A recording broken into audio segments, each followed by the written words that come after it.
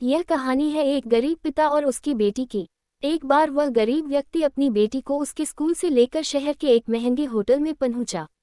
उस व्यक्ति ने फटे पुराने कपड़े पहने हुए थे और उसकी बेटी स्कूल की ड्रेस पहनी हुई थी।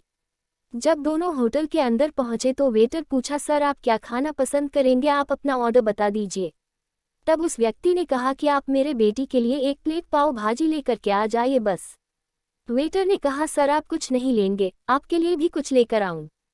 तो गरीब व्यक्ति ने कहा, मेरे लिए कुछ नहीं, आज मेरी बेटी के लिए पार्टी है।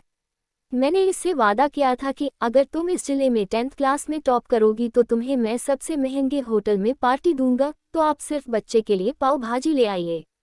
वेटर ये बात सुनते ही दौड़कर अपने मालिक के पास गया और बोला कि सर आपसे एक छोटी सी रिक्वेस्ट है कि आप मेरी सैलरी से पैसा काट लेना, लेकिन आज मैं चाहता हूं कि उस बच्ची के साथ उसके पिता को भी एक प्लेट पाव भाजी खिलाया जाए, क्योंकि उस बच्ची ने पूरे जिले में 10th क्लास में टॉप किया है।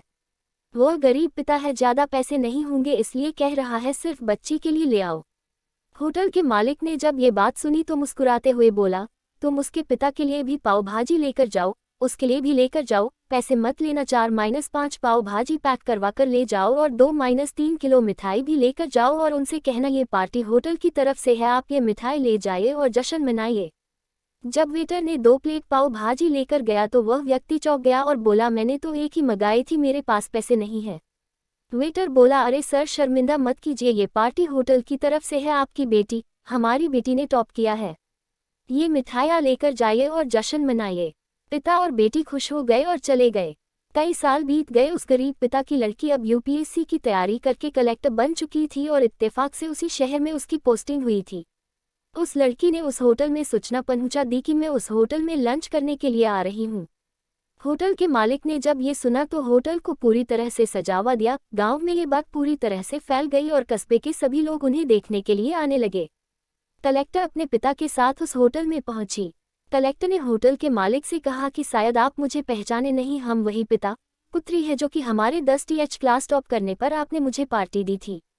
हम वही पिता पुत्री हैं, आज फिर से आए हैं और आज पार्टी हम देंगे आपको, आपके पूरे स्टाफ को और पूरे गांव को, क्योंकि आपने गरीबी का सम्मान किया है। आपने उस दिन जो पार्टी दी थी, मुझे बताया कि मुझे कितनी और ऊंचाई तक पहुंचना है, कितनी और बड़ी मंजिल को छूना है। आपने एक नई प्रेरणा दी थी और आज मैं उसी प्रेरणा का एहसान चुकाने के लिए आई हूँ। वो मैडम ये सब कहते जा रही थी और आंखों से आंसू बहती जा रही थी। यह कहानी हमें सिखाती है कि कभी भी किसी गरीब का मजाक मत उड़ाना।